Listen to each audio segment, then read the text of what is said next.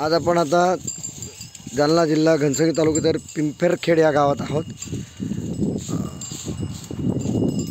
नारायणभाऊ देवकते यांच्याकडून त्यांच्या ह्या उपक्रमाची माहिती घेऊया. आपण आता ज्या शेडमध्ये उभा आहोत हे रेशीम उद्योगाचं शेड आहे. त्यामध्ये तुतीच्या पाल्यापासून हे रेशीम कोष तयार करण्याचा हा शेतीतला पूरक असा उद्योग आहे. जोडधंदा आहे शेतीला आपला. तर हा जो पाला दिसतो हा तुतीचा पाला आहे आणि त्याच्यावरच्या आळ्या दिसतात. ह्या आळ्यापासून कोष तयार होतो. आळ्या बघायला भेटतील का? हो हे काय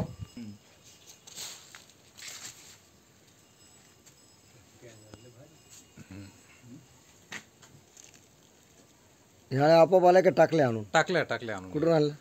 ह्या रेशीम उद्योगचं एक डिपार्टमेंट आहे. त्यांच्याकडे हे अंडीपुंज मिळतात. त्याच्यापासून हे कोष तयार करण्यासाठी पुढची जी प्रक्रिया ती साधारण 1 महिन्याची असते.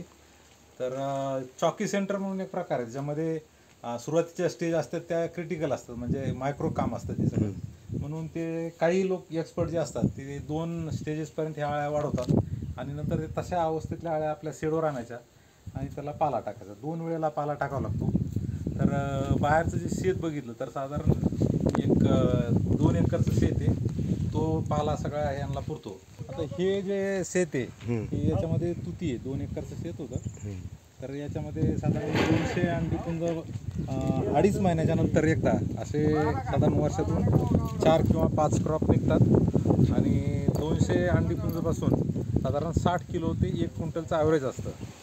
तर असं साधारण 2 क्विंटलचं उत्पन्न प्रत्येक 2.5 महिन्याला इथं होतं आणि त्याचे ॲव्हरेज भाव हे 40,000 ते 50,000 रुपये क्विंटलच्या आसपास असतात. मग साधारण 1,00,000 रुपयाचं उत्पन्न 2.5 महिन्याला तयार होतं. किती एकरमध्ये? ही बाहेर तसा ही त्यांची छोटे भाऊ. अच्छा, तुमचं काय नाव? विश्वंभर देवकते. आता हा पाला ताजा काढलेला आहे. आता कुठे घेऊन चालले? नाही, हा उरला त्याच्यामुळे आता घेऊन चाललो होता. हे कुठे टाकणार?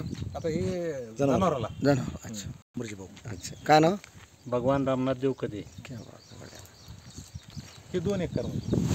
हे 2 आणि आता रेशीम किती आपल्याकडे? आळ्या किडे 200 अंडीपुंज. 200 अंडीपुंज. अच्छा, म्हणजे साधारण 100 अंडीपुंजामध्ये 40,000 ते 50,000 आळ्या असतात आळी संख्या. अच्छा, आता याची हॉलची साईज 22 बाय 60. शेडची 22 बाय 60. याच्यात काय कॅपॅसिटी किती अंडीपुंज किंवा? 200 अंडीपुंजाला हा शेड पुरतो. 22-60. हा. लागत सुरुवातीची लागत कॅपिटल इन्व्हेस्टमेंट म्हणजे सगळ्यात मोठी इन्व्हेस्टमेंट ही शेडच. बस काही नाही. साधारण 2.5-3 लाख रुपये ह्या शेडला लागतात.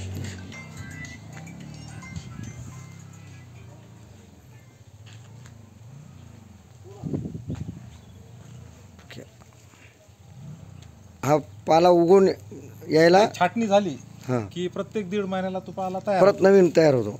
अच्छा. आणि क्रॉप सुरू झालं म्हणजे अंडीपुंज इथं शेडवर आणले की साधारण 1 महिन्याचा कालावधी याला लागतो. ते काय तयार होतं?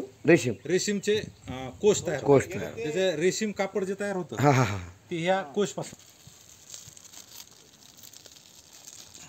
आता हे सुरुवात केली. उद्या याला चंद्रिका टाकल्या. याच्यावर चंद्रिका टाकली की ह्या आळ्या सगळ्या. चंद्रिका म्हणजे काय? चंद्रिका म्हणजे ते प्लास्टिकची जाळी असती अर्धचंद्राकार, ज्याच्या सहाय्याने हे कोष तयार करतात. मग त्यांना असं काहीतरी हे लागतं, आडोसा लागतो. तर त्याच्यावर उभा तर त्याच्यावर ते हे अशा कोष तयार करतात. आळ्या तयार करतात हे.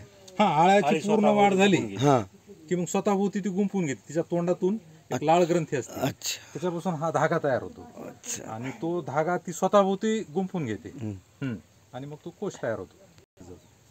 म्हणजे ती आळीच कोश अवस्थेत जाते. हा, कोश म्हणजे तिथून आळी आतमध्ये स्वतःला म्हणजे संपून टाकते. अच्छा, असं तिचं जीवन तिथपर्यंत. हा, तिचं लाईफ सायकल तितकी आहे. अच्छा, 1 महिन्याचं लाईफ सायकल आहे तिचं.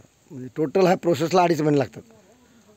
याला अंडी म्हणजे आळी पासून कोष तयार व्हायला 1च महिना लागतो. अच्छा, आळूपासून कोश. अच्छा, हा, आणि ते पाला तयार होण्यासाठीचा 1.5 महिना. या आळीपासून म्हणजे हे कोश म्हणजे हे आळीच आहे. ही आळीच आहे. आळीचे. हा, आळीची कोश झाला. कोष तयार झाला. अच्छा, म्हणजे कीटकाच्या ज्या अवस्था असतात ना त्या अवस्थेतली ही कोश अवस्था. टोटल महिन्याचं उत्पन्न समजा 2.5 महिन्याला. 2.5 महिन्याचं.